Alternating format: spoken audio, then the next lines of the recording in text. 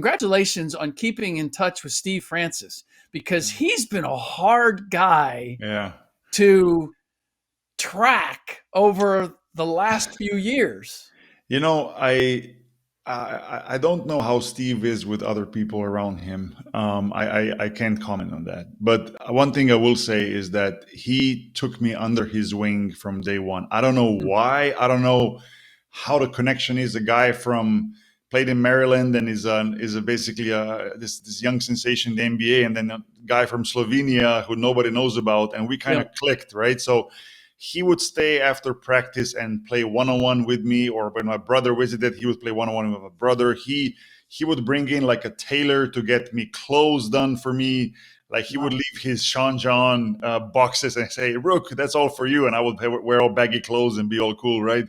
Like I never asked for any of it, and he just did that, and that's why for me personally it was really a tough when he got traded and he left, because he was like the older brother on the team, and we did kind of lose track maybe between like when I left the NBA in 2008 and then until maybe 2015 or something. But lately we're kind of in touch, and it's easy to be in touch with social media and all these things. But we'll sometimes comment each other's Instagram posts or whatever. So it's good to see that he's still this. At least to me, he's still the same old Steve Francis. So one of the first cover stories that I wrote for ESPN the magazine was about Steve Francis, and we got a photo of him with Destiny's Child, which I remember Beyonce that. Knowles, right? I remember that. Right?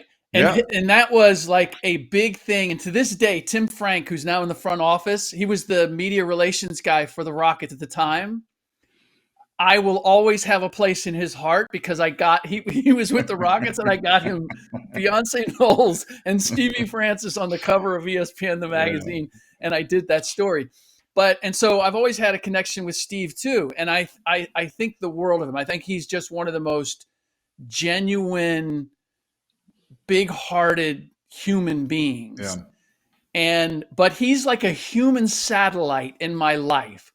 I've reached out to him a number of times and not heard back. And then I ran into him at the All-Star game in Toronto, just happenstance, ran into each other. And then a year or two ago, we ran into each other again at John Lucas's charity golf tournament. And Steve wasn't playing, but he was in a golf cart, and he just like I saw him and we saw each other, and then he went driving off he had no idea where he was going. I don't know that anybody saw him again. He just took off in a golf cart and was gone. And that's just kind of Steve. And so I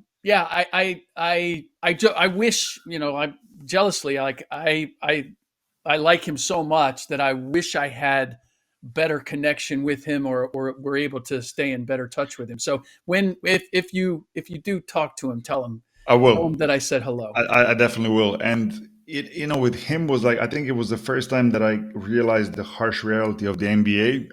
One day you're here and then next day you're traded. It was off season, but still, like when I found out, I was actually in Houston working like summer workouts and things like that when the trade happened. And I know how much it hurt him. Like it was. I think I might be an overstatement, but I will say it like this: I don't think he ever recovered from that. Honestly, like as an athlete, right? Yeah. Because he always felt like Houston was his team, was his city. Like Rockets were like he identified with it. He super appreciated because he was supposed to be in Vancouver and then ended up in Houston, and like Yao was there and his boy Coutinho and I think that really, really like mentally hurt him when he got traded. I think it was a big hit for him. So